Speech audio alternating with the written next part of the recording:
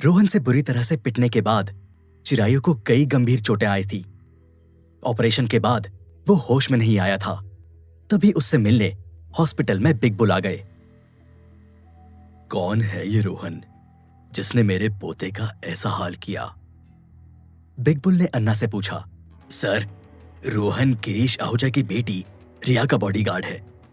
उसी ने रिया और मास्टर चिरायु की शादी नहीं होने दी, अन्ना ने जवाब दिया। एक मामूली से बॉडीगार्ड की इतनी हिम्मत। पहले उसने हमारी होने वाली बहू किंजल से चिरायु की सगाई तुड़वाई, और अब जब मेरा पोता रिया से शादी करने जा रहा था तो उसमें भी हंगामा किया। लेकिन मेरी एक बात समझ में नहीं आती। हम सिंगापुर के सबसे पावरफुल शख्स हैं। हमारे पास सैकड़ों हथियारबंद लोग हैं, सुपर विलेंस की पूरी फौज है, लेकिन फिर भी तुम एक बॉडीगार्ड को नहीं रोक पाए। उसे चिरायु का ऐसा हाल करने दिया। बिग बुल ने शांत लेकिन कड़क आवाज में कहा। रोहन कोई मामूली इंसान नहीं है। उसके पास बेमिसाल शक्तियां हैं। उसे हराने के लिए सिर्फ ताकत ही काफी नहीं है, बल्कि दिमाग भी लगाना पड़ेगा। पीछे खड़ी मायरा बीच में बोल पड़ी। यह सुनकर अन्ना ने उसे घूर कर देखा, जैसे बोल रहा हो कि मैंने तुमसे पहले ही कहा था अपना मुंह बंद रखना। उधर बिग बुल ने अभी तक मायरा को नोटिस नहीं किया था, लेकिन मायरा के मुंह से रोहन का जिक्र सुनते ही उन्होंने एक नजर उसे ध्यान से देखा। तुम कौन हो? बिग बुल ने पूछा। मैं चिरायु की दोस्त हूं और रिया की सौतेली बहन भी। आप लोगों की तरह रिया और रोहन मेरे भी दुश्मन हैं। मैं भी उनसे बदला लेना चाहती हूं, इसलिए चिरायु की हेल्प कर रही हूं। मायरा ने खुद को इंट्रोड्यूस करते हुए कहा। हाँ, हम देख रहे हैं तुम्हारी हेल्प का क्या नतीजा निकला है। बिग बुल ने बेड पर लेटे हुए चिरायु को देखते हुए कहा, और फिर मायरा को हल्का सा घूर कर देखा। इससे मायरा का डर के मारे बुरा हाल हो गया। इसलिए बिग बुल के गुड बुक्स में शामिल होने के लिए वो फटाक से बोली। सर, आप रोहन को नहीं जानते हैं। ताकतवर होने के साथ साथ वो काफी इंटेलिजेंट भी है। हमने उसे हराने की हर संभव कोशिश कर ली, लेकिन वो हर बार बचकर निकल जाता है। लेकिन आप फिक्र मत कीजिए, आज नहीं तो कल मैं रोहन से हर हाल में बदला लेकर रहूंगी। उसने चिरायु के साथ जो किया, उसकी सजा उसे जरूर मिलेगी। इस पर भी बिग बुल बोला। तुम्हें कुछ करने की जरूरत नहीं है। अब जो भी करेंगे हम करेंगे। उस रोहन ने बिग बुल के पोते पर हाथ उठाया है।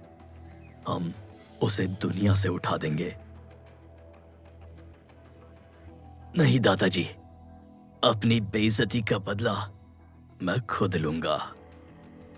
बेड पर अभी तक बेहोश पड़े चिरायु ने होश में आकर धीमी लेकिन गुस्से भरी आवाज में कहा।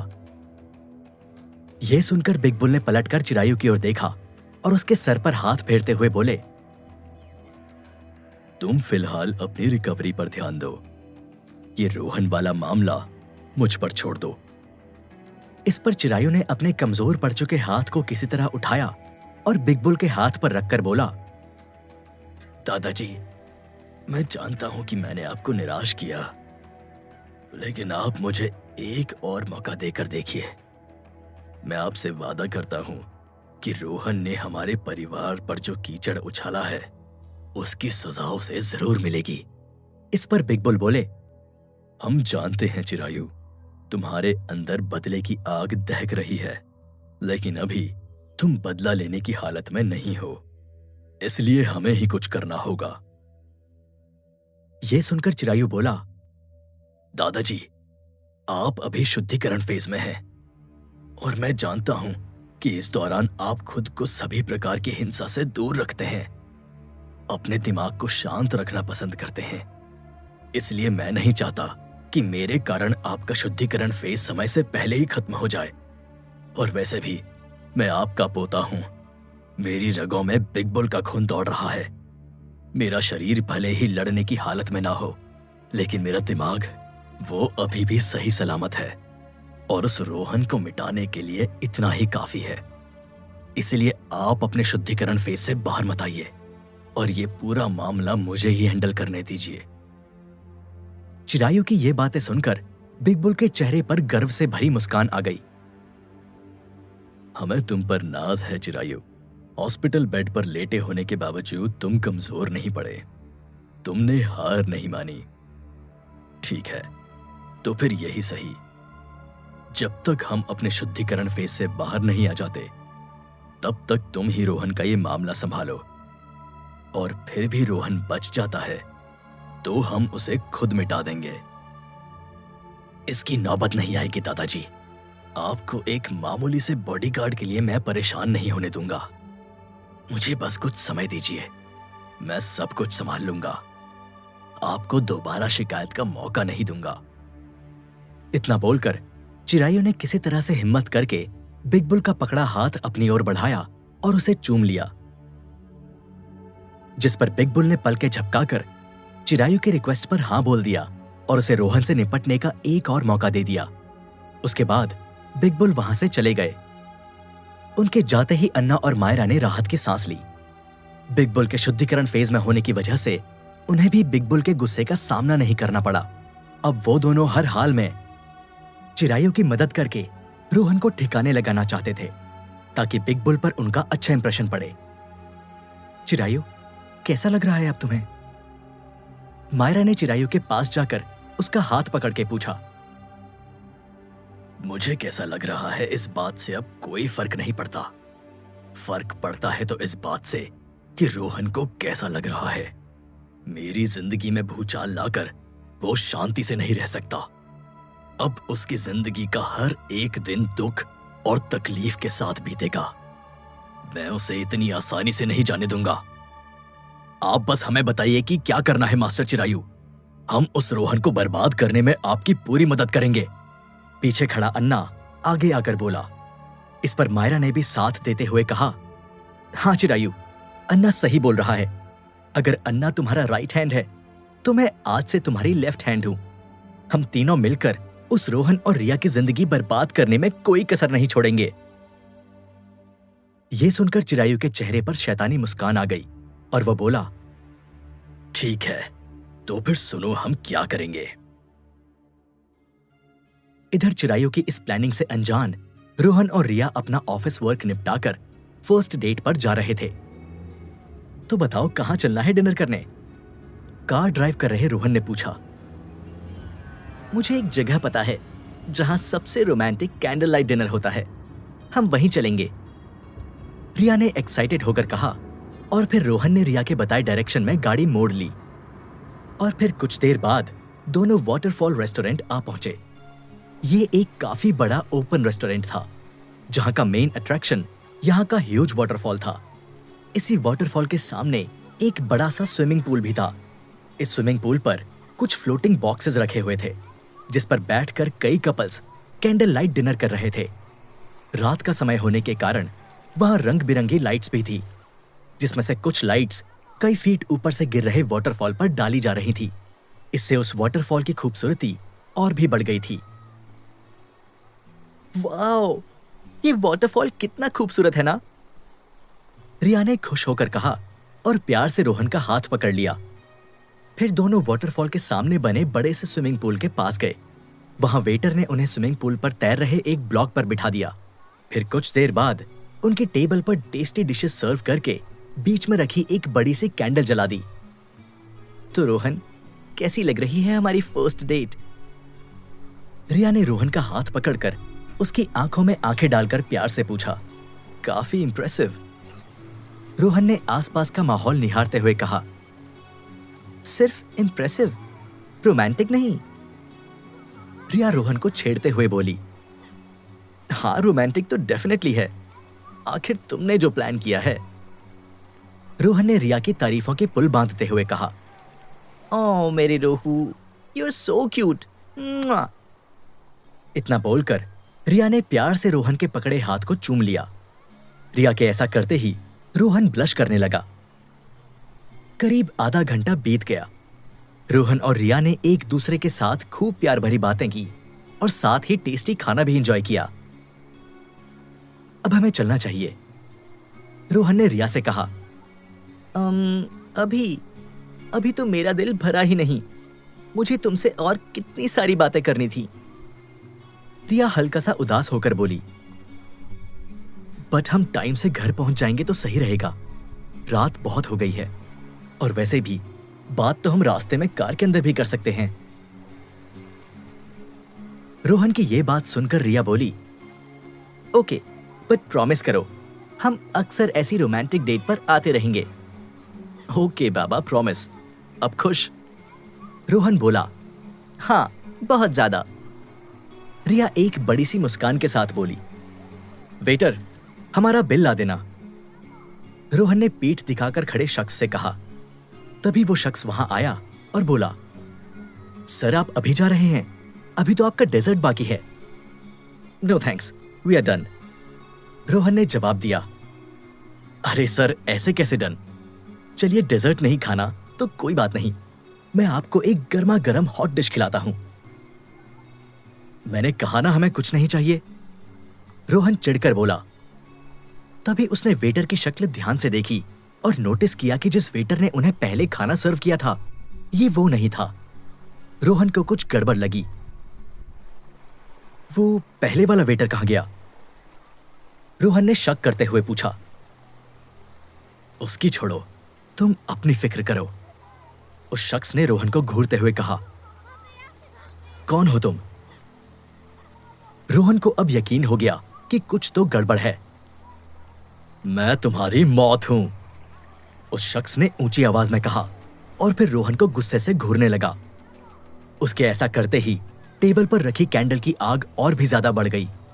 ये देखकर रिया और रोहन दोनों हैरान रह गए, क्योंकि एक नॉर्मल सी कैंडल से इतनी बड़ी बड़ी आग की लपटें निकलना संभव नहीं था। अब रोहन उस शख्स पर कोई एक्शन लेता तभी वो हुआ जिसकी किसी को उम्मीद नहीं थी। उस शख्स ने कैंडल की ओर घूर कर देखा और फिर अगले ही पल उससे निकल रही आग की लपटें और विशाल हो गईं और उसने रोहन पर हमला कर दिया। हालांकि रोहन ने सही समय पर अपना सर साइड में मूव कर लिया और उन आग की लपटों से बच गया। अब रोहन समझ गया कि ये शख्स उसे मारने ही आया है, इसलिए उसने आव देखा ना ताव और उस पर हमला कर दिया। लेकिन तभी उस शख्स ने आग की लपटों की एक शील्ड बना ली और खुद को बचा लिया। रोहन को यह समझते देर नहीं लगी कि इस शख्स के पास आग को कंट्रोल करने की शक्तियां हैं। चूंकि रिया भी वहां मौजूद थी, इसलिए उसकी सेफ्टी को ध्यान में रखते हुए रोहन ने उस फायरमैन पर हमला करने की बजाय पहले रिया को फौरन अपनी गोद में उठाया और उस स्विमिंग पूल पर तैर रहे ब्लॉक से जंप करके बाहर कूद गया और फिर रिया को दूर खड़ा करके बोला, तुम यहीं रुको, तब तक मैं उस फायरमैन को देखता हूं। इतना बोलकर रोहन जाने लगा, लेकिन तभी रिया ने रोहन का हाथ पकड़ लिया और उसे हग करते हुए बोली, रोहन संभल कर रहना, आई लव यू। इतना बोलकर रिया ने रोहन के माथे को चूम लिया। आई लव यू टू रिया, रोहन ने जवाब दिया और रिया के हाथों को चूम लिया। वाह, क्या रोमांटिक नजारा है। चलो इस रोमांस को थोड़ा और तड़कता भड़कता बनाते हैं, दूर खड़ा फायरमैन शातिर मुस्कान के साथ बोला और फिर अगले ही पल उसने अपने हाथ को सर्कल मोशन में मूव किया और एक बड़ा सा आग का गोला बना दिया। फिर वो आग का गोला दूर खड़े रोहन और रिया के ऊपर फेंक दिया। ये देखकर रोहन और रिया की आंखें फटी की फटी रह गईं। तो अब क्या होगा आगे? कौन है ये फायरमैन? किसने भेजा है इसे? क्या रोहन इसकी शक्तियों के आगे टिक पाएगा? क्या वो अपनी और रिया की जान बचा पाएगा? जानने के लिए सुनिए सीक्रेट मिलेनियर। रोहन और रिया ऑफिशियली रिलेशनशिप में आने के बाद पहली बार डेट पर गए थे, लेकिन उनकी डेट पर बात करने वहां फायरमैन आ गया था। उस फायरमैन ने रोहन और रिया को मारने के इरादे से अपने हाथ से एक बड़ा सा आग का गोला बनाकर उनकी ओर फेंक दिया था। यह आग का गोला रास्ते में जहां से भी गुजर रहा था, अपने आसपास की चीजों को जलाकर राख करता हुआ जा रहा था। हालांकि यह आग का गोला जैसे ही रोहन के नजदीक पहुंचा, वो रिया को लेकर वहां से हट गया। उनके हटते ही ये आग का गोला पीछे मौजूद मेटल की बनी एक बड़ी सी डेकोरेटिव स्टैच्यू से जाकर टकरा गया। ऐसा होते ही वो स्टैच्यू कुछ ही सेकंड में पिघलकर मेल्ट हो गया। रोहन, कौन है ये फायरमैन और हम पर हमला क्यों कर रहा है? कहीं इसे चिरायु ने तो नहीं भेजा है? रिया ने हैरान होकर पूछा। हो सकता है ये चिरायु का ही काम हो, रोहन ने डाउट करते हुए कहा। क्या तुम्हें चिरायु ने भेजा है? रोहन से रहा नहीं गया और उसने डायरेक्ट फायरमैन से पूछ लिया। मुझे किसने भेजा है इस बात से क्या फर्क पड़ता है, तुम तो वैसे भी मरने वाले हो। इतना बोलकर फायरमैन ने रोहन के ऊपर एक और आग का गोला फेंक दिया, लेकिन पिछली बार की तरह इस बार भी रोहन वहां से हटकर बच गया। वहीं रिया दूर जाकर खड़ी हो गई। रोहन समझ गया कि इस फायरमैन से सच्चाई उगलवानी है तो पहले इसे हराना होगा। ऐसे में अब उसने इधर उधर भागने की बजाय सीधा फायरमैन की ओर दौड़ना शुरू कर दिया। वाह, शिकार खुद शिकारी के पास चलकर आ रहा है। लगता है ये फाइट जल्द खत्म हो जाएगी। इतना बोलकर फायरमैन ने छोटे छोटे कई आग के गोले रोहन के ऊपर एक साथ बरसाना शुरू कर दिए। उन्हें रोहन की ओर जाता देखकर ऐसा लग रहा था मानो किसी ने मशीन गन से आग से बनी बुलेट्स रोहन पर दाग दी हो। हालांकि रोहन इन सभी फायर बुलेट से बचता हुआ तेजी से फायरमैन की ओर आ रहा था। फिर वो जैसे ही बेहद नजदीक आया, उसने अपना पूरा जोर लगाकर फायरमैन पर एक पंच जड़ दिया। लेकिन ये पंच फायरमैन को लगता उसके पहले ही उसने आग की एक शील्ड अपने सामने खड़ी कर दी। इससे रोहन का पंच उस आग की शील्ड से जा टकराया, जिससे रोहन को बहुत तेज जलन हुई और उसने झटके से अपना पंच पीछे कर लिया। तभी अगले पल उस फायरमैन ने अपनी मुट्ठी बांधी और उसके आसपास आग जला दी। फिर उस फायर पंच से रोहन पर हमला कर दिया। इससे रोहन को काफी दर्द हुआ और वो दूर जा गिरा। उस पंच की असहनीय गर्मी ने रोहन का चेहरा लाल कर दिया। रोहन, तुम ठीक तो हो? दूर खड़ी रिया चिल्लाई। इस पर रोहन ने अपनी गर्दन हिलाकर हाँ में जवाब दिया और फिर खड़ा होकर बोला, इस फायरमैन की आग का तो कुछ करना होगा। तभी रोहन ने अपनी जैकेट निकाली और उसे स्विमिंग पूल में डुबोकर गीला कर दिया। फिर उस जैकेट को फाड़कर अपनी दोनों हथेलियों में लपेट लिया। उसने एक टुकड़ा अपने चेहरे पर मास्क की तरह भी लगा लिया। फिर अगले ही पल उस फायरमैन को मारने दौड़ा। पिछली बार की तरह इस बार भी फायरमैन ने रोहन के ऊपर फायर बुलेट से हमला किया, लेकिन इस बार रोहन कपड़े से ढके भीगे पैचेस का इस्तेमाल करके उन सभी फायर बुलेट्स को बेकार कर दिया। ये देखकर फायरमैन हैरान रह गया। अब वो अपना अगला वार करता उसके पहले रोहन उसके नजदीक आ गया। रोहन ने जैसे ही उसे पंच मारना चाहा, उसने पिछली बार की तरह फिर से फायर शील्ड क्रिएट करके अपने सामने खड़ी कर दी। लेकिन इस बार रोहन रुकने वालों में से नहीं था। उसका ये पंच इतना पावरफुल था कि उस फायर शील्ड को भेदता हुआ सीधा फायरमैन के मुंह पर लगा। इससे वो फायरमैन हवा में लहराता हुआ कई फीट दूर जा गिरा। हालांकि इस पंच के बाद रोहन की मुट्ठी पर बंधा कपड़ा जलकर राख हो गया। ऐसे में उसने रेस्टोरेंट में रखी टेबल पर बिछा एक कपड़ा उठाया और उसे गीला करके फिर से अपनी मुट्ठी पर बांध लिया। उधर रोहन का पंच खाकर उस फायरमैन को बड़ा गुस्सा आया। वो फौरन अपनी जगह से उठा और जोर से मुंह खोलकर दहाड़ा। तभी उसके मुंह के अंदर से आग की लपटें बाहर निकलने लगी, जो दूर खड़े रोहन की ओर तेजी से बढ़ रही थी।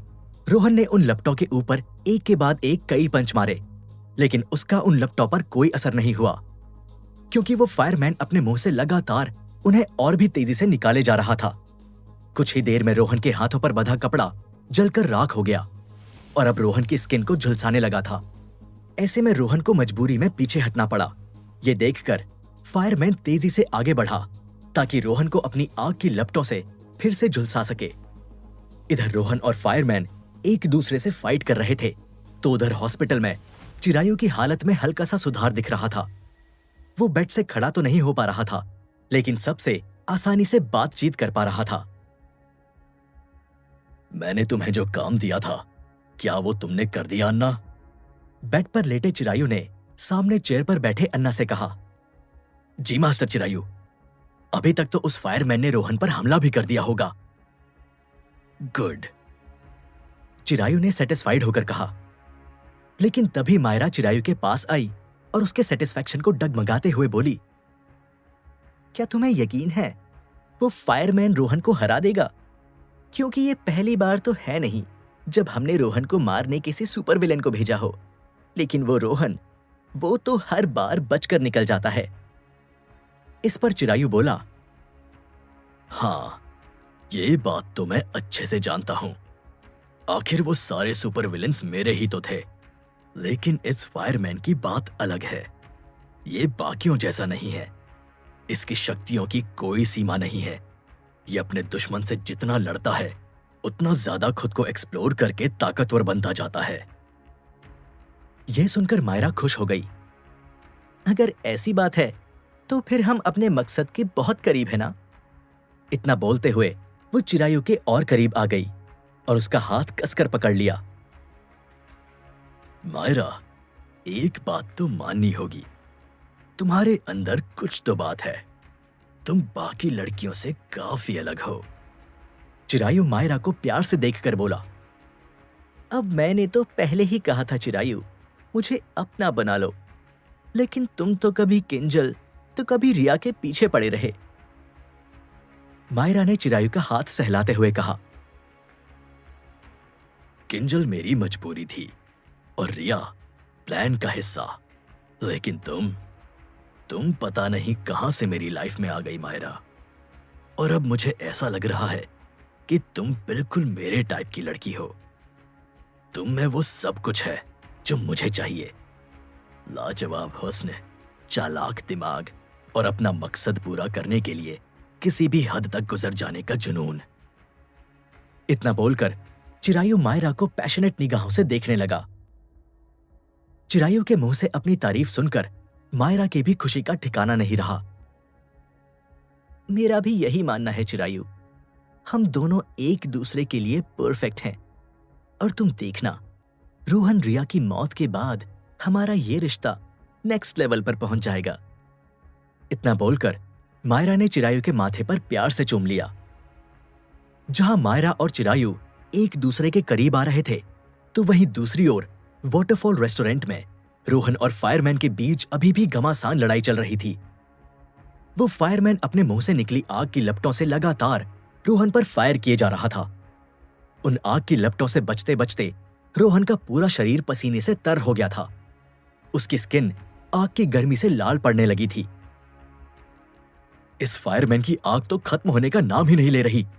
मुझे अब ताकत से ज्यादा दिमाग से काम लेना होगा, रोहन ने मन ही मन सोचा। तभी उसकी नजर वहां बड़े से स्विमिंग पूल पर पड़ी। ऐसे में रोहन उन आग की लपटों से बचते हुए उस स्विमिंग पूल में कूद गया। उसके ऐसा करते ही आग की लपटें पानी के संपर्क में आकर बेकार हो गई। फिर पानी से भीगा रोहन अगले ही पल बिजली की रफ्तार से स्विमिंग पूल से बाहर निकला और उस फायरमैन की आग की लपटों को चीरता हुआ उस पर लात और घूसों की बरसात कर दी। उसके तुरंत बाद वो फिर से स्विमिंग पूल के अंदर आ गया और फिर दोबारा बाहर निकलकर फायरमैन की धुलाई करने लगा। रोहन की यह तरकीब काम आ रही थी। ऐसा उसने कई बार किया और आखिर एक पल ऐसा आया जब उसके पंच से फायरमैन जमीन पर गिर गया। ये देखकर रिया बड़ी खुश हुई। ये एक और सुपर विलेन गया काम से। यू आर ऑसम रोहन, रिया खुशी से उछलती हुई बोली। यह सुनकर रोहन ने रिया की तरफ देखकर स्माइल पास कर दी और फिर स्विमिंग पूल से बाहर निकलने लगा। लेकिन तभी जमीन पर पड़े उस फायरमैन की पूरी बॉडी आग की लपटों से घिर गई और फिर वो अचानक से अपने पैरों पर खड़ा हो गया और उसने रोहन पर एक ह्यूज फायरबॉल से हमला कर दिया। रोहन संभल कर, रिया चिल्लाई। तभी रोहन ने रिया से अपनी नजरें हटाकर दूसरी ओर देखा, लेकिन तब तक देर हो गई थी। वो ह्यूज फायरबॉल रोहन से जोर से टकराया और वो पीछे स्विमिंग पूल में गिरकर उसके पानी में डूब गया। तुम्हें क्या लगता है ये मामूली सा पानी मुझे रोक पाएगा? फायरमैन गुस्से में बोला। फिर अपनी फायर वाली बॉडी लेकर वो स्विमिंग पूल के पास गया। अब देखो तुम मेरी असली ताकत, इतना बोलकर उस फायरमैन ने स्विमिंग पूल के पानी में आग की लपटें बरसाना शुरू कर दी। उसकी ये लपटें पहले के मुकाबले 10 गुना ज्यादा थी। देखते ही देखते स्विमिंग पूल का पानी उन आग की लपटों से गर्म होकर खौलने लगा और फिर धीरे धीरे भाप बनकर उड़ने लगा। हालांकि रोहन अभी भी स्विमिंग पूल के अंदर था। उस खौलते पानी की वजह से उसे बहुत तेज दर्द हो रहा था। वो फौरन उससे बाहर निकलना चाहता था, लेकिन आग की बड़ी बड़ी लपटों ने उसे ऐसा करने नहीं दिया। फिर कुछ ही मिनटों के बाद फायरमैन ने अपनी आग की लपटों से स्विमिंग पूल का पूरा पानी भाप बनाकर उड़ा दिया। अब ये आग की लपटें सीधा रोहन को लग रही थीं। इससे रोहन की हालत काफी खराब हो गई थी। उसकी आंखों के आगे बेहोशी छाने लगी थी। ये देखकर रिया का टेंशन के मारे बुरा हाल हो गया। रोहन नहीं, छोड़ दो उसे, प्लीज जाने दो। रिया नम आंखों से रोहन को बचाने दौड़ी। ये देखकर फायरमैन ने एक हल्का सा आग का गोला रिया की ओर भी फेंक दिया, जिससे रिया बाल बाल बची और जोर से चिल्लाई, आ! फिक्र मत करो, इस रोहन को जलाकर राख करने के बाद अगला नंबर तुम्हारा ही है। फिर तुम भी इसकी तरह राख के ढेर में बदल जाओगी। फायरमैन रिया को घूरते हुए बोला और फिर जोर जोर से हंसने लगा। उधर स्विमिंग पूल में आग के लपटों से लगभग बेहोश हो चुके रोहन ने जब ये बात सुनी तो उसे बड़ा गुस्सा आया। उसने अपने हाथों की मुट्ठियां कसकर बांधी और धीरे धीरे आग की लपटों के बीच खड़ा होते हुए बोला, अगर तुमने रिया को जरा से भी चोट पहुंचाई तो मैं तुम्हें छोड़ूंगा नहीं। इतना बोलते ही रोहन के गले में मौजूद ब्लू स्टोन लॉकेट चमकने लगा और फिर रोहन के शरीर में एनर्जी का सैलाब सा आ गया। उसकी नीली आंखें लाल हो गई और फिर वो धीमे लेकिन भारी कदमों से चलता हुआ फायरमैन की तरफ आगे बढ़ने लगा। अगले ही पल रोहन उन आग की लपटों को चीरता हुआ स्विमिंग पूल के बाहर आ गया और उस फायरमैन को घूरते हुए बोला, चलो सेकंड राउंड शुरू करते हैं। शौक से करो, ये राउंड भी मैं ही जीतूंगा। इतना बोलकर फायरमैन ने अपने शरीर से निकल रही आग की लपटों को 10 गुना और बढ़ा दिया। अब वो आग के एक बड़े से गोले के अंदर खड़ा था और पहले से ज्यादा ताकतवर लग रहा था। तो अब क्या होगा आगे? क्या रोहन की शक्तियां फायरमैन की इन नई शक्तियों का मुकाबला कर पाएगी? क्या वो इस फायरमैन को हरा पाएगा या फिर खुद जलकर राख हो जाएगा? जानने के लिए सुनिए। ब्लू स्टोन लॉकेट के चमकने के बाद रोहन की शक्तियां काफी बढ़ चुकी थी, लेकिन ये देखकर फायरमैन ने भी अपनी शक्तियां 10 गुना ज्यादा बढ़ा ली थी। वो एक बड़े से आग के गोले के अंदर खड़ा था और रोहन को गुस्से से घुरे जा रहा था। तभी उस फायरमैन ने आग की लपटों की एक बड़ी सी लहर रोहन की ओर फेंकी, लेकिन हैरत की बात यह थी कि रोहन उससे बचने के लिए इधर उधर नहीं भागा। फायरमैन ने रिया को भी जलाकर राख करने की धमकी दी थी, इसलिए रोहन काफी गुस्से में था और उस फायरमैन को घूरता हुआ आग की बड़ी सी लहर को चीरता हुआ आगे बढ़ रहा था। यह देखकर उस फायरमैन ने अपनी आग की लपटों को और बड़ा और पावरफुल बना दिया, लेकिन फिर भी रोहन के कदम धीमे नहीं हुए। हाँ, उसे उन आग की लपटों से आगे बढ़ने में दिक्कत जरूर हो रही थी, लेकिन वो लगातार अपनी बॉडी को पुश करता हुआ आगे बढ़ता जा रहा था। फिर एक पल ऐसा आया जब रोहन उस फायरमैन के बेहद नजदीक पहुंच गया और उसका गला दबोच लिया। क्या बोला था तुमने? रिया को जलाकर राख करोगे? चलो देखते हैं तुम्हारी इस आग में कितना दम है। इतना बोलकर रोहन आग के शोले बरसाते हुए उस फायरमैन की गर्दन को पकड़कर उसे रेस्टोरेंट में कई फीट ऊपर बह रहे वाटरफॉल के बेहद नजदीक ले गया। फिर रोहन ने उस फायरमैन को उस ह्यूज वाटरफॉल के नीचे खड़ा कर दिया। इस दौरान उसने उसकी गर्दन दबोच रखी थी। अब झरने का पूरा पानी लगातार उस फायरमैन के ऊपर गिर रहा था। ये देखकर फायरमैन ने अपने शरीर से निकल रही आग को और तेज कर लिया। पानी और आग की लगातार हो रही इस बड़ी टक्कर से वहां चारों ओर भाप ही भाप हो गई। तभी रोहन ने अपने हाथों की पकड़ और मजबूत कर ली। इससे उस फायरमैन का दम घुटने लगा। फिर अगले ही पल रोहन ने दूसरे हाथ से उस फायरमैन को पंच मारना शुरू कर दिया। इससे उस फायरमैन की एनर्जी धीरे धीरे खत्म होने लगी। उसके शरीर से निकल रही आग की लपटें कम होने लगी और कुछ ही मिनटों के बाद झरने से गिर रहे पानी और रोहन की धुलाई के चलते उसके शरीर की सारी आग बुझ गई। उस फायरमैन ने अपने हाथों से आग को फिर से जलाने की कोशिश की, लेकिन वो ऐसा नहीं कर पा रहा था। उसके शरीर में मौजूद आग का हर एक कतरा रोहन ने बुझा दिया था। अब रोहन को यकीन हो गया कि अब फायरमैन दोबारा आग का इस्तेमाल नहीं कर सकता। तो उसने उसे लास्ट पंच मारकर दूर फेंक दिया और फिर रिया के पास जाने लगा। रोहन, तुम ठीक तो हो ना? रिया दौड़ते हुए आई और रोहन को कसकर गले से लगा लिया। हाँ रिया, मैं एकदम ठीक हूं।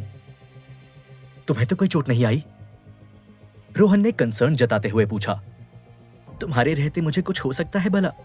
रिया ने रोहन की छाती पर सर रखते हुए कहा। अब हमें चलना चाहिए। रोहन रिया के सर पर हाथ फेरते हुए बोला। इस पर रिया ने हाँ में गर्दन हिला दी। फिर दोनों एक दूसरे का हाथ पकड़कर वहां से जाने लगे। उधर कुछ दूर जमीन पर अधमरा पड़ा फायरमैन दोनों को जाते देख रहा था। उसे ये देखकर मन ही मन बड़ा गुस्सा आ रहा था। वो अपने जीवन में आज तक कोई भी फाइट नहीं हारा था, लेकिन आज पहली बार किसी ने न सिर्फ उसे हरा दिया बल्कि उसके शरीर की सारी आग भी बुझा दी। तभी उस फायरमैन की नजर पास रखी टेबल पर जल रही कैंडल पर पड़ी। ये देखकर उसके चेहरे पर शातिर मुस्कान छा गई। फिर उसने किसी तरह से खुद को उठाया और अपनी बॉडी को घसीटता हुआ उस टेबल तक ले गया और अगले ही पल टेबल पर जल रही कैंडल पर अपनी हथेली रख दी। इससे वो कैंडल बुझ गई और फायरमैन ने अपनी आंखें बंद कर ली। फिर कुछ ही सेकंड की शांति के बाद फायरमैन ने अचानक से अपनी आंखें खोली। उसकी आंखों में आग की लपटें दहकती हुई दिख रही थी और अगले ही पल ये आग की लपटें धीरे धीरे उसके पूरे शरीर में फैल गई। फिर उस फायरमैन ने आग का एक बड़ा सा गोला बनाया और रिया को लेकर जा रहे रोहन की पीठ पीछे फेंक दिया। तभी रोहन के सिक्स्थ सेंस ने खतरा महसूस कर लिया। उसने फौरन रिया को खुद से दूर किया और खुद उस आग के गोले में समा गया। कहां जा रहे हो? अभी तीसरा राउंड बाकी है, फायरमैन शातिर मुस्कान के साथ बोला। तभी रोहन उस आग के गोले से बाहर आया। उसे कोई खास नुकसान नहीं हुआ था। उसने फायरमैन को घूरते हुए देखा और कहा, ठीक है, तो फिर ये लास्ट राउंड डिसाइड करेगा कि कौन है असली विनर। इतना बोलकर रोहन फायरमैन को मारने उसकी ओर दौड़ा। उधर वो फायरमैन भी पूरे जोश के साथ रोहन की ओर लपका। रोहन और फायरमैन दोनों एक एक राउंड जीत चुके थे। अब इस फाइनल राउंड पर दोनों की जिंदगी और मौत का फैसला टिका हुआ था। उधर दूसरी ओर हॉस्पिटल में मायरा और चिरायु एक दूसरे के काफी करीब आ गए थे। अब दोनों को एक दूसरे की जरूरत थी। रोहन को हराने के लिए मायरा को चिरायु की ताकत चाहिए थी, वहीं बेड पर लेटे चिरायु को मायरा का दिमाग चाहिए था। और साथ ही मायरा रोहन और रिया के साथ एक छत के नीचे रहती थी, इसलिए वो उसे कई तरीकों से यूज कर सकता था। अन्ना, रोहन की क्या अपडेट है? क्या फायरमैन ने उसे जलाकर राख कर दिया? बेड पर लेटे चिरायु ने धीमी आवाज में कहा। मैं अभी पता करके बताता हूं मास्टर चिरायु, अन्ना ने जवाब दिया और फिर अपने मोबाइल पर कुछ मैसेज टाइप किया।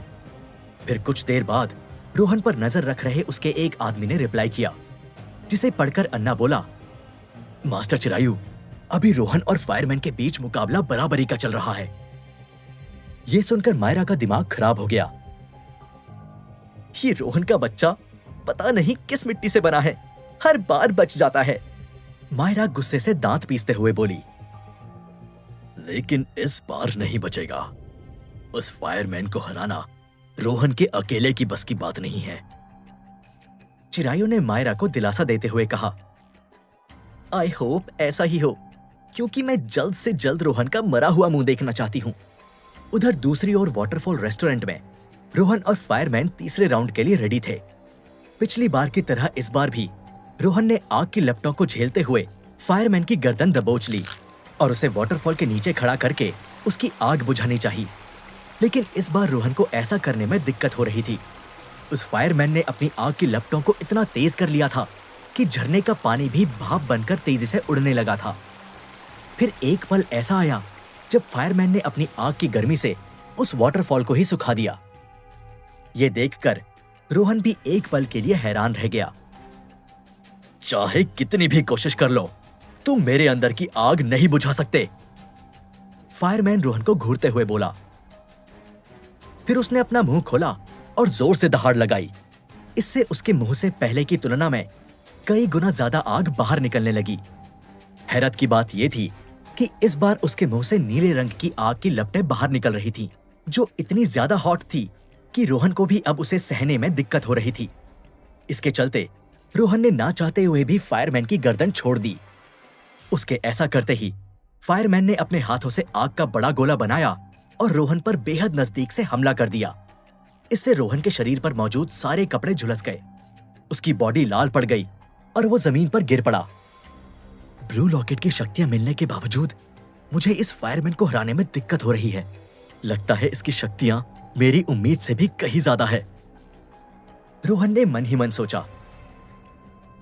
तभी उस फायरमैन ने अपनी आग की लपटों से एक बड़ा सा हथौड़ा बना लिया।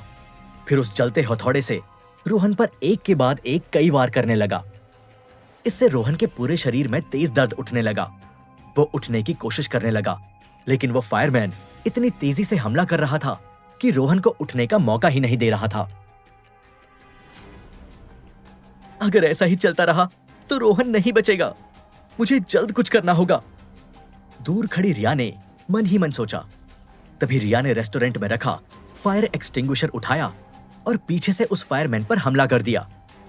जब फायरमैन पलटा तो रिया के हाथ में छोटे से फायर एक्सटिंग्विशर को देखकर हंसने लगा। तुम इंसान बड़े ही नादान होते हो। तुम्हें क्या लगता है ये छोटा सा फायर एक्सटिंग्विशर मेरी आग बुझा पाएगा? इतना बोलकर फायरमैन अपने हाथों से एक आग का गोला बनाने लगा। ये देखकर रिया भागने लगी। कहां भागोगी? अब तो तुम्हें मुझसे कोई नहीं बचा सकता। इतना बोलकर फायरमैन ने रिया पर वो आग का गोला फेंक दिया। लेकिन तभी अचानक से एक बड़ी सी व्हाइट गैस का गुब्बारा आया और उस आग के गोले को बेकार करके रिया की जान बचा ली। ये देखकर न सिर्फ फायरमैन बल्कि रिया भी हैरान रह गई, क्योंकि ये रोहन नहीं था जिसने रिया की जान बचाई थी। वो तो अभी भी जमीन पर पड़ा आग की लपटों को झेल रहा था। तभी सबने देखा कि वहां अचानक से एक ट्रक आकर खड़ा हो गया है। उस ट्रक के ऊपर एक बड़ा सा व्हाइट टैंक रखा है। उस टैंक से एक बड़ी सी पाइप निकली हुई है, जिसे एक शख्स ने हाथ में पकड़ा हुआ है। इसी शख्स ने उस पाइप से खास गैस चलाकर फायरमैन के हमले को बेकार किया था। उधर आग की लपटों से घिरे रोहन ने जब ध्यान से उस शख्स की शक्ल देखी तो उसके होश उड़ गए। ये वही ब्लू स्टोन वाला शख्स जय था, जिसे रोहन ने लास्ट टाइम कैद करके रखा था। ये यहां क्या कर रहा है? रोहन ने हैरान होकर खुद से कहा। उधर फायरमैन जय की इस हरकत से बड़ा नाराज हुआ। अब तू कौन है? फायरमैन ने गुस्से से पूछा। मेरा नाम जय है और मैं तुम्हारे अंदर की आग शांत करने आया हूं। इतना बोलकर जय ने उस टैंक की पाइप ऑन करके उसकी गैस फायरमैन पर बरसाना शुरू कर दी। दरअसल इस गैस में वही सारे केमिकल थे जो फायर एक्सटिंग्विशर में होते हैं, इसलिए उस ट्रक को एक विशाल फायर एक्सटिंग्विशर भी कहा जा सकता था। उस विशाल फायर एक्सटिंग्विशर से निकली गैस से फायरमैन की विशाल लपटें धीमी पड़ने लगी थीं। ये देखकर फायरमैन ने अपनी आग की लपटों को और बढ़ाना चाहा, लेकिन उसके ऐसा करने के बावजूद फायर एक्सटिंग्विशर की गैस ने उसे बढ़ने नहीं दिया। अब धीरे धीरे फायरमैन की आग का असर कम होने लगा। वो अपनी आग को बचाए रखने के लिए स्ट्रगल करने लगा। उधर जमीन पर पड़े रोहन को बस इसी मौके की तलाश थी। उसने किसी तरह अपनी बॉडी की एनर्जी को इकट्ठा किया और खड़ा होकर फायरमैन के ऊपर पंच और किक की बरसात कर दी। उधर जय अभी भी उस टैंक से निकली गैस से फायरमैन पर हमला कर रहा था। इससे कुछ ही देर में रोहन और जय ने मिलकर उस फायरमैन की आग बुझा दी। फिर रोहन ने उस फायरमैन को एक जोरदार पंच मारा। इससे वो हवा में उड़ता हुआ कई फीट दूर जा गिरा और फिर कुछ देर बाद जैसे तैसे खड़ा होकर वहां से भाग गया। उधर रोहन का ध्यान फायरमैन से हटकर जय पर चला गया था। लास्ट टाइम रोहन ने जय को जिग्नेश के फ्लैट में कैद करके रखा था, लेकिन वो वहां से भाग निकला था। लेकिन इस बार रोहन उसे हाथ से नहीं जाने देना चाहता था, इसलिए वो जय को पकड़ने दौड़ा। लेकिन हैरत की बात यह थी कि हर बार की तरह इस बार जय वहां से भागा नहीं, बल्कि रोहन के सामने आंख से आंख मिलाकर खड़ा रहा और बोला, मैं अब और नहीं भागूंगा रोहन। तो अब क्या होगा आगे? आखिर ये जय अचानक से क्यों आ गया और उसने रोहन की मदद क्यों की? क्या रोहन को जय के फायरमैन और रोहन की लड़ाई के बीच में जय ने अचानक से आकर सबको हैरान कर दिया था। उसकी हेल्प से रोहन फायरमैन को हरा पाया था और रिया की भी जान बच सकी थी। दूसरी ओर रोहन जय को पकड़ने को बेताब था, क्योंकि वो उसके गले में मौजूद ब्लू स्टोन लॉकेट का राज जानना चाहता था। इसलिए वो बिना टाइम वेस्ट किए जय को पकड़ने दौड़ा। लेकिन जय हमेशा की तरह इस बार रोहन से दूर नहीं भागा, बल्कि उसके सामने खड़े होकर बोला, अब मैं और नहीं भागूंगा रोहन। तुम यहां क्यों आए हो? रोहन ने जय को घूरते हुए पूछा। तुम्हारी मदद करने, जय ने जवाब दिया। लेकिन क्यों? मैं कैसे मान लूं कि तुम सच में मेरी मदद करना चाहते थे? हो सकता है कि इसमें भी तुम्हारी कोई नई चाल हो। रोहन ने शक करते हुए कहा। अब मैं तुम्हें कैसे बताऊं रोहन? अगर मैं तुम्हारा बुरा चाहता तो तुम्हें उस फायरमैन के हाथों मरने देता, यहां तक कि तुम्हारी खास दोस्त रिया को भी नहीं बचाता। जय ने सफाई पेश की। तो तुम रिया के बारे में भी जानते हो? कहीं तुम उसके पापा गिरीश आहूजा के दुश्मनों में से तो नहीं हो? रोहन ने फिर शक किया। ओफो रोहन, मैंने कहा ना, मैं तुम्हारा दोस्त हूं, दुश्मन नहीं। मेरा गिरीश आहूजा या रिया से कोई लेना देना नहीं है, तुमसे है। जय जज्बाती होकर बोला। यह सुनकर रोहन कुछ देर चुप रहा और फिर बोला, अगर तुम मेरी मदद ही करना चाहते थे तो उस दिन फ्लैट से क्यों भागे? मुझे वो सब क्यों नहीं बता दिया जो मैं जानना चाहता था? रोहन जय को सवालिया नजरों से देखकर बोला, अब तुम किसी को जंजीर से बांध कर रखोगे, रोज करेले का जूस पिलाओगे तो वो भागेगा ही ना। जय हंसते हुए बोला, तो तुम्हें यह सब मजाक लग रहा है? लेकिन मेरे लिए उन सवालों का जवाब जानना बेहद जरूरी है। तुम्हारा बार बार मेरा पीछा करना, तुम्हारे पास मेरी तरह उस ब्लू स्टोन लॉकेट का होना और तुम्हारा फीजी में ईथन के घर से शिपिंग डॉक्यूमेंट्स चुराना, मुझे अपने सभी सवालों का जवाब चाहिए, क्योंकि ये सवाल मेरी असली आइडेंटिटी से जुड़े हैं, मेरे माता पिता से जुड़े हैं। रोहन बेहद सीरियस होकर बोला, मुझे पता है रोहन, तुम इन सवालों के जवाब जानने के लिए बेताब हो, लेकिन फिलहाल मैं चाहकर भी तुम्हें इन सवालों का जवाब नहीं दे सकता। जय ने अपना पक्ष रखा, लेकिन यह सुनकर रोहन गुस्सा हो गया। उसने जय का कॉलर पकड़ लिया और उसे घूरते हुए बोला, जवाब तो तुम्हें देने पड़ेंगे, अब वो तुम अपनी मर्जी से दो या मैं तुमसे अपने तरीके से उगलवाऊं।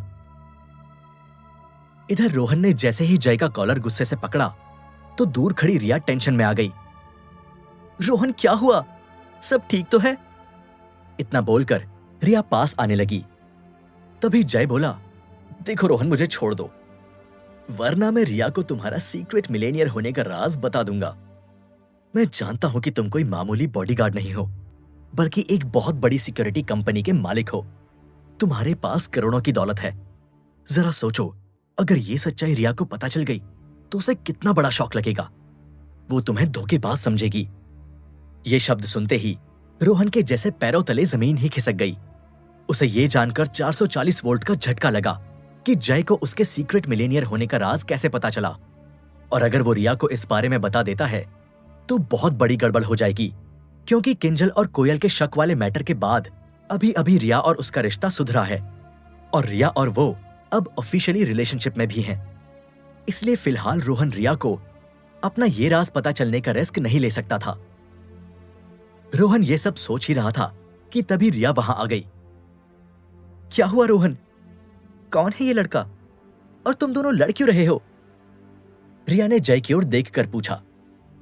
इस पर रोहन ने जय के गुस्से से पकड़े कॉलर को प्यार से जमाते हुए सही किया और बोला, ये मेरा पुराना दोस्त है जय, बहुत दिनों से गायब था, आज मिल गया तो बस इसी बात की नाराजगी थी कि कहां बिना बताए चला गया था।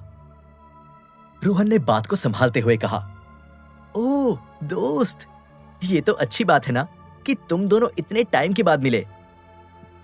वैसे भी आज ये सही वक्त पर नहीं आता तो वो फायरमैन मुझे जलाकर राख कर देता। इतना बोलकर रिया जय के पास गई और उसकी ओर हाथ बढ़ाते हुए बोली, हेलो, आई एम रिया, तुमसे मिलकर अच्छा लगा जय, और तुमने जो मेरी जान बचाई उसके लिए थैंक यू सो मच। इस पर जय ने खुशी खुशी रिया से हाथ मिलाया और बोला, इसमें थैंक यू की क्या बात है रिया, रोहन की दोस्त मतलब मेरी भी दोस्त, और दोस्त दोस्त के काम नहीं आएगा तो कौन आएगा। वैसे जय, तुम रोहन को कब से जानते हो? रिया ने क्यूरियस होकर पूछा। काफी पुराना रिश्ता है हमारा, जय ने इमोशनल होकर रोहन की ओर देखकर कहा। हालांकि रोहन इस बात से अनजान था कि जय उसका कजिन ब्रदर है। फिलहाल उसे तो रिया और जय का ज्यादा बात करना अच्छा नहीं लग रहा था, क्योंकि उसे डर था कि कहीं जय बातों बातों में रिया को उसके सीक्रेट मिलेनियर होने का राज न बता दे। चलो बहुत हो गई बातें, अब जय को जाना है। रोहन ने जय को रिया से दूर करते हुए कहा। नहीं रोहन, मुझे कहीं नहीं जाना, बल्कि हम इतने लंबे अरसे बाद मिले हैं, तो क्यों ना कहीं चलकर बातें करें। जय ने इतना कहा ही था कि तभी रिया बीच में बोल पड़ी, हाँ ये सही रहेगा। इसी बहाने मैं भी रोहन की पास्ट लाइफ के बारे में कुछ जान लूंगी, क्योंकि वो खुद तो कभी ज्यादा कुछ बताता नहीं है।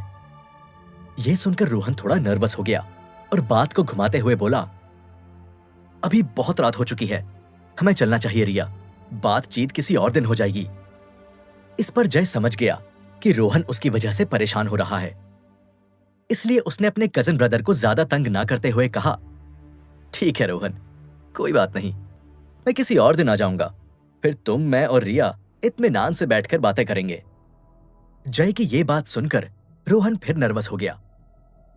रिया तुम जाकर कार में बैठो, मुझे जय से अकेले में कुछ जरूरी बात करनी है। रोहन की इस बात पर रिया ने हाँ में गर्दन हिलाई और जाते जाते बोली, बाय जय। बाय रिया, फिर मिलेंगे। जय ने स्माइल करते हुए जवाब दिया।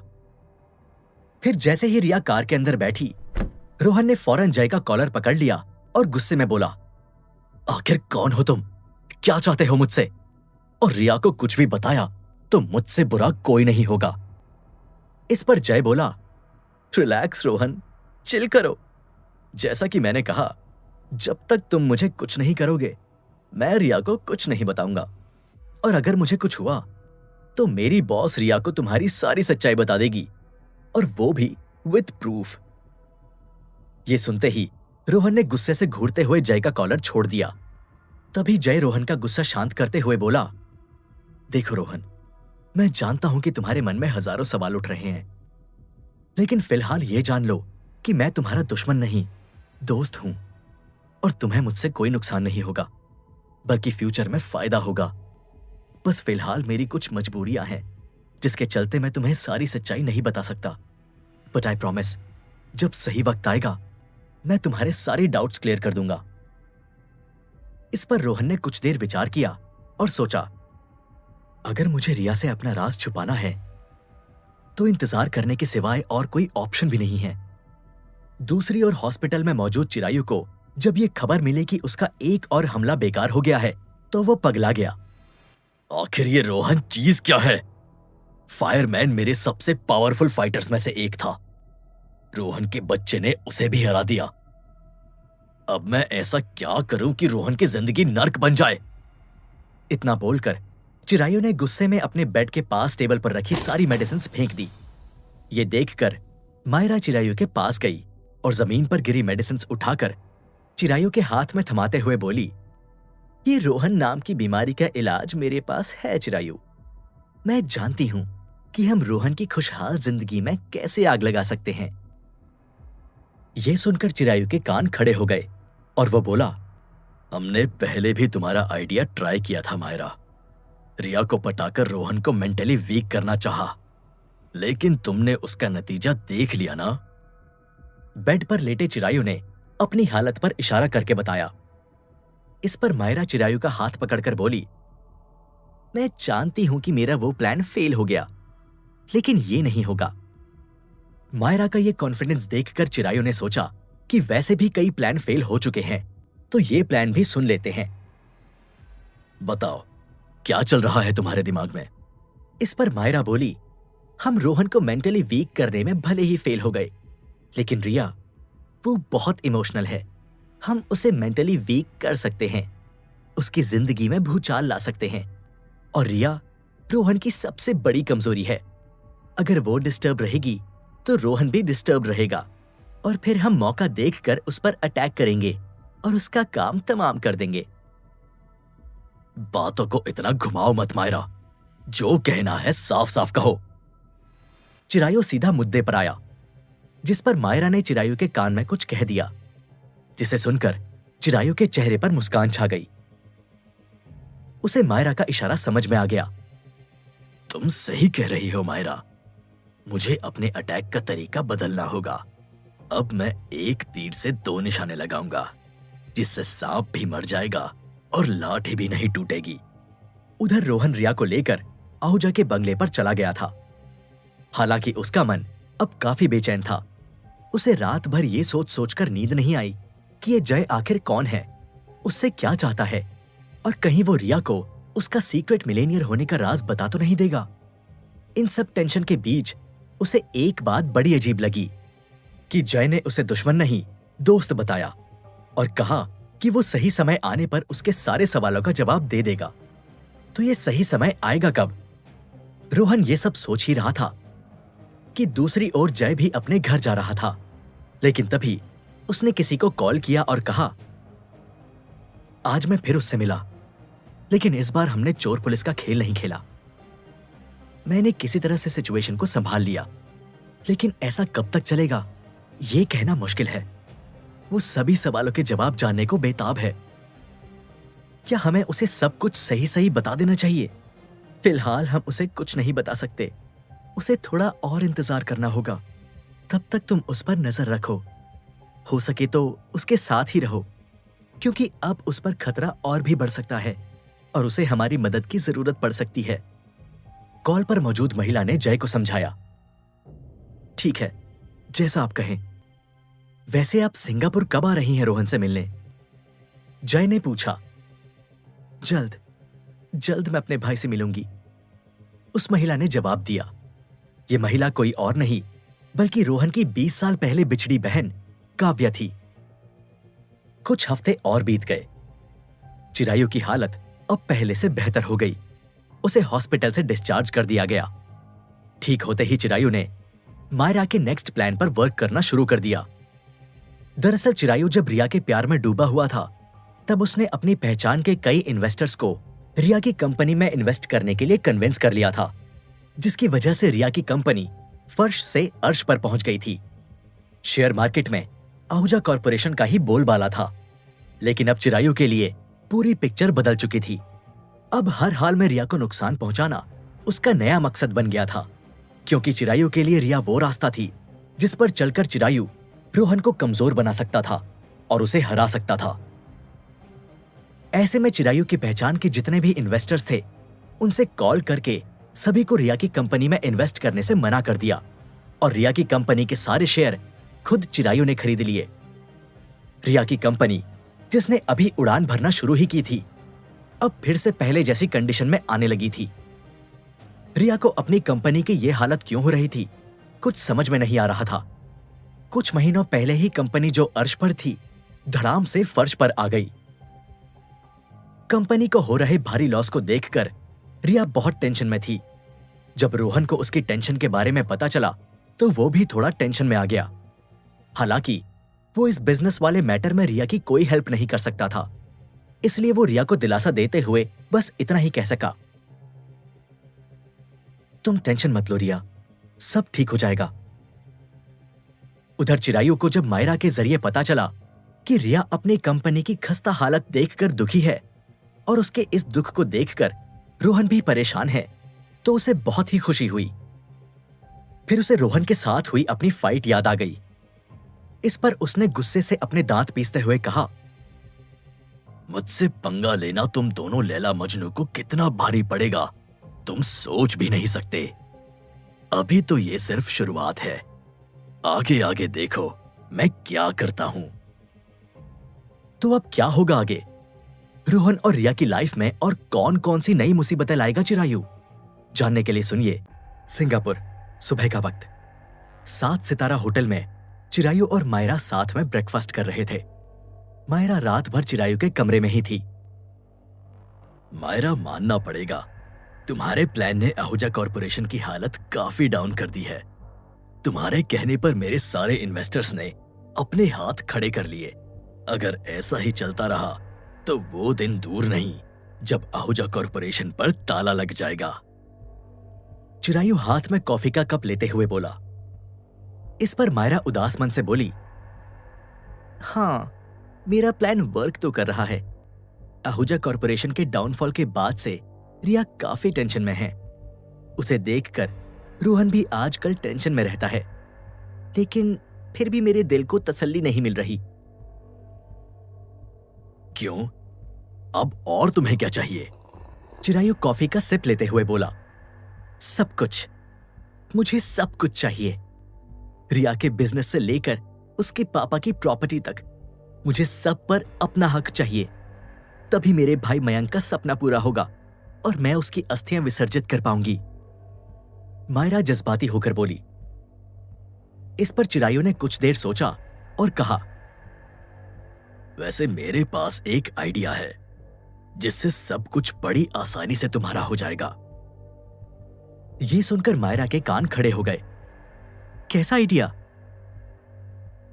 मायरा ने दिलचस्पी लेते हुए पूछा, जिस पर चिरायु ने मायरा के कान में कुछ कहा, जिसे सुनकर मायरा के चेहरे पर मुस्कान छा गई।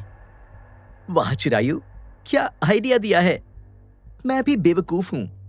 आखिर मैंने अब तक इस बारे में सोचा कैसे नहीं। अब देखो मैं कैसे उस रिया को रोड पर लाती हूं। इतना बोलकर मायरा के चेहरे पर शैतानी मुस्कान आ गई। उधर आहूजा कॉरपोरेशन में रिया अपनी कंपनी की डाउन सिचुएशन को अप करने के लिए जद्दोजहद कर रही थी।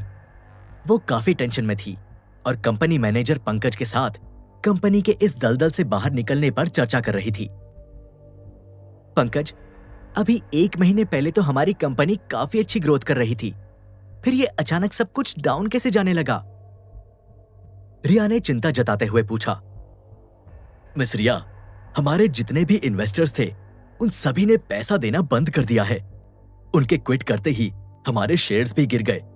ऊपर से हमने बैंक से जो लोन्स लिए थे उनकी किश्तें भी टाइम पर नहीं हो पा रही हैं।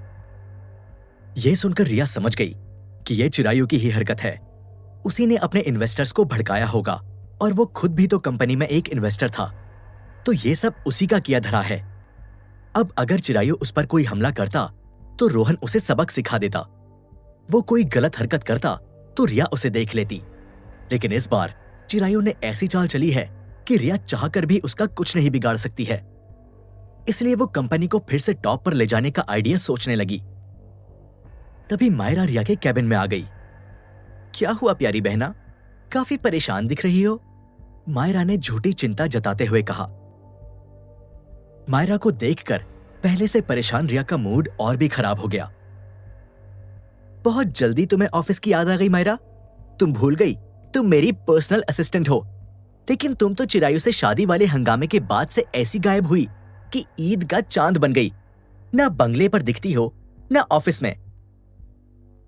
रिया की यह बात सुनकर मायरा ने चिरायु के पास रहने वाली बात को छिपाया और बोली, अब क्या बताऊं प्यारी बहना, उस दिन चिरायु ने तुम्हारे साथ जो कुछ भी किया उस बारे में मैंने गहराई से सोचा। तुम सही थी, चिरायु बहुत घटिया आदमी है। तुमने उससे शादी ना करके सही फैसला लिया है। लेकिन तब मेरी ही मत मारी गई थी जो मैं तुम्हें उससे शादी करने की सलाह दे रही थी। इसलिए मैं बहुत ही गिल्टी फील कर रही थी। मुझे समझ में नहीं आ रहा था कि तुम्हारे पास किस मुंह से आऊं। इसलिए कुछ दिनों के लिए प्रायश्चित करने तीर्थ यात्रा पर निकल गई थी। अच्छा, तो कर लिया अपना प्रायश्चित? रिया ने मायरा की बातों पर डाउट करते हुए पूछा। इस पर मायरा बोली, अभी नहीं बहना। मैं अब जब तक अपनी गलतियों को सुधार नहीं लेती तब तक मेरा प्रायश्चित नहीं होगा। इसीलिए मैं यहां आई हूं तुम्हारी मदद करने, क्योंकि मैंने सुना है कि आहूजा कॉरपोरेशन की हालत बहुत खराब है।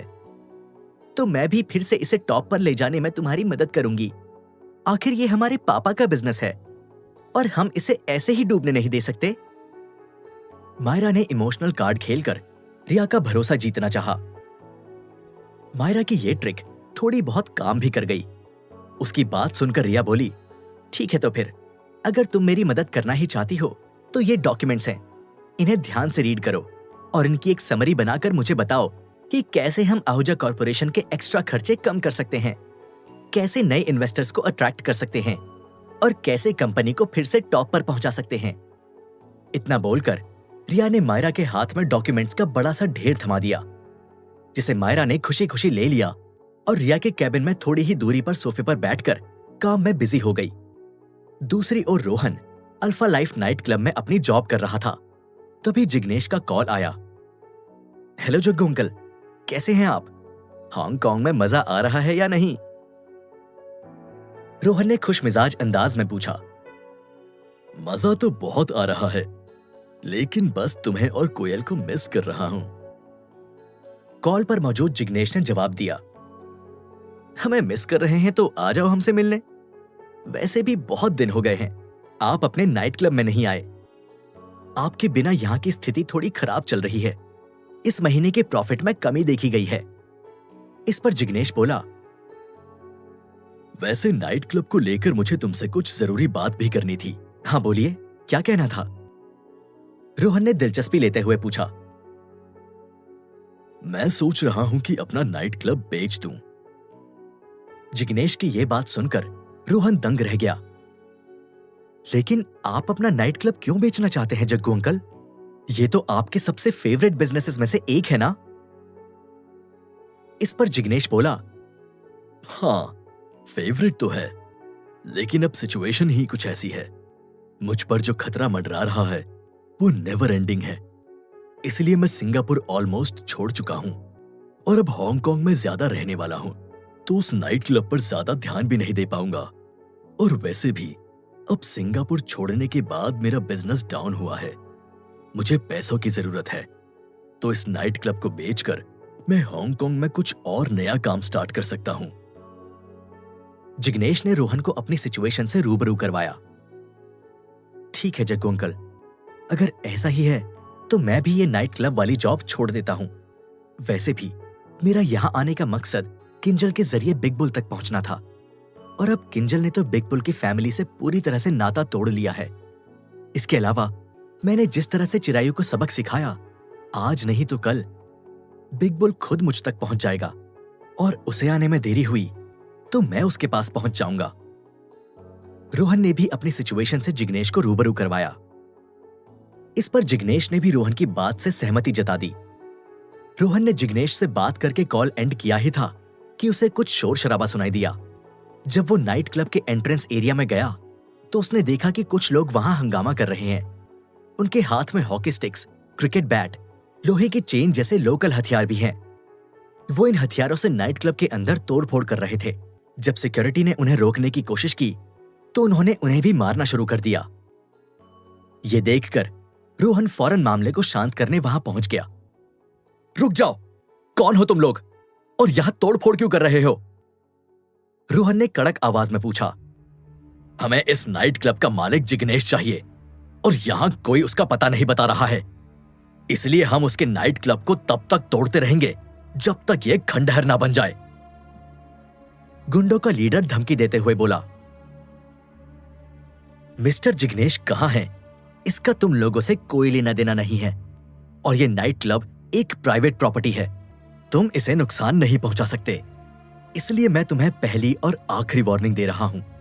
चुपचाप यहां से चले जाओ, वरना इसके बाद तुम्हारी बॉडी का जो नुकसान होगा उसका जिम्मेदार मैं नहीं रहूंगा। रोहन ने भी गुंडों को इनडायरेक्ट धमकी दी। यह सुनकर गुंडों का लीडर हंस पड़ा। तुझे क्या लगता है तू अकेला हम 10 हथियारबंद लोगों को रोक पाएगा? चल देखते हैं तुझ में कितना दम है। इतना बोलकर गुंडों के लीडर ने अपने आदमी को इशारा किया। फिर अगले ही पल वो हट्टा कट्टा आदमी हाथ में हॉकी स्टिक लेकर रोहन की ओर दौड़ पड़ा और उसके सर पर मारने लगा। लेकिन रोहन ने उसके हिट करने से पहले ही हॉकी स्टिक को अपने एक हाथ से पकड़ लिया। ये देखकर वो हट्टा कट्टा शख्स रोहन से हॉकी स्टिक छुड़ाने की कोशिश करने लगा। वो अपने दोनों हाथों का पूरा जोर लगा रहा था, वहीं रोहन ने बिना जोर लगाए बस एक हाथ से हॉकी स्टिक पकड़ रखी थी। लेकिन फिर भी वो हट्टा कट्टा आदमी रोहन से हॉकी स्टिक नहीं छुड़ा पा रहा था। छुड़ाना तो दूर, वो उसे 1 इंच भी हिला नहीं पा रहा था। तभी रोहन ने अपने दूसरे हाथ से उस आदमी के चेहरे पर एक पंच मारा, जिससे वो आदमी उड़ता हुआ सामने की दीवार से जा टकराया और उसे तोड़ता हुआ दूसरी ओर जा गिरा। फिर रोहन ने बड़ी आसानी से वो हॉकी स्टिक तोड़ दी। ये देखकर गुंडों का लीडर हैरान रह गया। उसे गुस्सा आया और उसने इस बार अपने सभी आदमियों को एक साथ रोहन को मारने भेज दिया। अब सबसे पहले 2 आदमी क्रिकेट बैट लेकर आए और रोहन पर एक साथ हमला करने लगे। लेकिन रोहन ने दोनों के क्रिकेट बैट पकड़ लिए और उनके हाथ से छीनकर उन पर ही वार कर दिया। रोहन का ये वार इतना जोरदार था कि वो क्रिकेट बैट उन आदमियों पर लगते ही टूटकर बिखर गए और वो दोनों आदमी वहीं ढेर हो गए। अगले ही पल वहां 4 आदमी एक साथ रोहन की ओर लपके। उन चारों के हाथ में आयरन रॉड थी, जिससे उन्होंने एक साथ रोहन पर हमला करना चाहा। अब रोहन ने 2 लोगों के हमले को तो अपने हाथों से रोक लिया, लेकिन बाकी 2 लोगों ने उस आयरन रॉड को रोहन की पीठ पर दे मारा। लेकिन फिर उन्हें जो दिखा वो देखकर उनके होश उड़ गए। ये आयरन रॉड रोहन के शरीर पर लगते ही मुड़ गई। वहीं रोहन को इससे जरा भी नुकसान या दर्द नहीं हुआ। तभी रोहन ने अपने सामने मौजूद 2 लोगों को उनकी ही आयरन रॉड से मारकर ढेर कर दिया और फिर अपने पीछे खड़े दोनों आदमियों को उनकी मुड़ी हुई आयरन रॉड से रस्सी की तरह बांध दिया और अपने से दूर फेंक दिया। तभी 2 और आदमी पीछे से आए और उन्होंने एक साथ 2 लोहे की जंजीर रोहन के गले में डाल दी। फिर दोनों उस जंजीर को खींचते हुए रोहन का गला दबाने लगे। ये देखकर गुंडों का लीडर खुश हुआ। फिर उसने अपने हाथ में हथौड़ा उठाया और वो रोहन की खोपड़ी फोड़ने आगे बढ़ा। बहुत उछल रहा था ना, अब देख तुझे कैसे पिचकाता हूं। इतना बोलकर गुंडों का लीडर रोहन के पास आ गया और फिर अपना हथौड़ा हाथ में उठाकर रोहन के सिर पर मारने लगा। लेकिन तभी रोहन ने उसके पेट पर एक लात मारी और उसे दूर फेंक दिया। फिर रोहन ने अपने पीछे खड़े 2 आदमियों के बाल पकड़े और उन्हें झटके से उठाकर अपने सामने ले आया। इससे उसके गले में लिपटी जंजीर भी बाहर आ गई। फिर रोहन ने दोनों के हाथ से वो जंजीरें छीनी और उसी को तेजी से गोल गोल घुमाते हुए उन दोनों आदमियों पर दे मारा। इससे वो दोनों आदमी जमीन पर गिर पड़े और उनके मुंह से खून बहने लगा। उधर जमीन पर पड़ा वो गुंडों का लीडर फिर से खड़ा हुआ और साइड में पड़े अपने हथौड़े को उठाकर फिर से रोहन पर वार करने दौड़ा। लेकिन रोहन ने उसका हथौड़ा पकड़कर उसके 2 टुकड़े कर दिए और फिर उस गुंडों के लीडर का कॉलर पकड़कर बोला, किसने भेजा है तुम्हें? क्या चाहते हो जिग्नेश से? यह सुनकर वो आदमी डर गया और बोला, बताता हूं, सब बताता हूं, लेकिन प्लीज मुझे मारना मत। वो गुंडों का लीडर आगे कुछ कहने ही वाला था कि तभी एक गोली हवा को चीरती हुई आई और उसकी खोपड़ी के आर पार निकल गई। वो गुंडा मौके पर ही मर गया। ये देखकर रोहन के होश उड़ गए। जब उसने अपनी नजरें घुमाई तो देखा कि कुछ दूरी पर बाहर खड़ी एक ब्लैक कार से एक गन पॉइंट बाहर झांक रहा था, जिसने नाइट क्लब की खिड़की से होते हुए फायर किया था और गुंडों के लीडर को मार दिया था। हालांकि रोहन उस ब्लैक कार के पास जाता तब तक वो फुल स्पीड से वहां से जा चुकी थी। तो अब क्या होगा आगे? कौन है ये लोग जो जिग्नेश की जान के दुश्मन बने हुए हैं? उन्हें जिग्नेश से क्या चाहिए? क्या रोहन इस सिचुएशन को हैंडल कर पाएगा? जानने के लिए सुनिए सीक्रेट मिलेनियर का अगला एपिसोड सिर्फ पॉकेट एफएम।